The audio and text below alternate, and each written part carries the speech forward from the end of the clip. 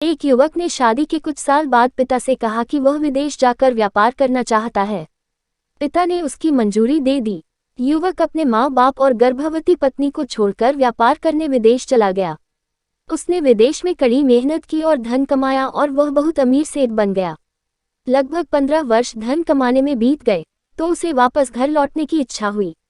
पत्नी को पत्र लिखकर उसने आने की सूचना दी और जहाज में बैठ गया। वह सेठ कुछ दिनों बाद अपने नगर पहुंचा। नगर के एक चौराहे पर ही उसने देखा कि एक व्यक्ति एक बोर्ड के साथ खड़ा था। उस बोर्ड पर उसने लिख रखा था बेशकीमती ज्ञान के सूत्र। सेठ ने उस व्यक्ति के पास जाकर पता किया तो उसने बताया कि मैं बेशकीमती ज्ञान के सूत्र बेच रहा हूँ।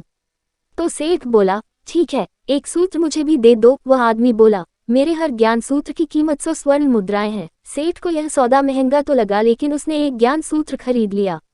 उस व्यक्ति ने सेठ को ज्ञान का सूत्र दिया, कोई भी कार्य करने से पहले 2 मिनट रुककर सोच लेना। सेठ ने वह सूत्र अपनी डायरी में लिख लिया। सेठ को अपने घर पहुंचते पहुंचते रात हो गई।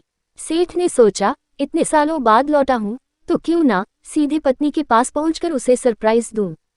घर के चौकीदारों को इशारों से अंदर कुछ भी कहने से मना कर दिया और सीधे पत्नी के कमरे में गया। वहां का नजारा देखकर वह चौंक गया। उसने देखा कि उसकी पत्नी के साथ एक युवक सोया हुआ था। यह देखकर सेठ गुस्से से आग बबूला हो गया। वह सोचने लगा कि मैं परदेश में उसकी चिंता करता रहा और यह यहाँ अन्य पुरुष के साथ सो रही है। आज मैं इन दोनों को जिंदा नहीं छोड़ूंगा। वह गुस्से से अपनी तलवार निकालकर दोनों पर वार करने ही जा रहा था। इतने में उसे 100 स्वर्ण मुद्राओं के बदले जो ज्ञान सूत्र खरीदा था उसकी याद गई कि कुछ भी कार्य करने से पहले 2 मिनट सोच ले। वह 2 मिनट सोचने के लिए रुका। उसने तलवार वापस पीछे हटाई लेकिन वो किसी बर्तन से टकरा गई। बर्तन के गिरने की आवाज से पत्नी की नींद खुल गई। आंख खोलते ही उसने अपने सामने अपने पति को देखा तो वह बहुत खुश हो गई और बोली, आपके बिना जीवन सुना सुना था। इंतजार में इतने वर्ष कैसे निकले यह मैं ही जानती हूँ। पत्नी ने इतना बोलकर पास सोए हुए युवक को उठाते हुए बोली, बेटा उठ जा, तेरे पिताजी आए हैं। युवक उठकर जैसे ही पिता को प्रणाम करने झुका तो माथे की पगड़ी सेठ के पैरों में गिर गई। उसके लंबे लंबे बाल बिखर गए। सेठ की पत्नी ने कहा, यह आपकी बेटी है, इसके सम्मान को कोई आंच न आए इसलिए मैंने इसे बचपन से ही पुत्र के समान पालन पोषण और संस्कार दिए हैं। यह सुनकर सेठ की आंखों से आंसू की धारा बह निकली।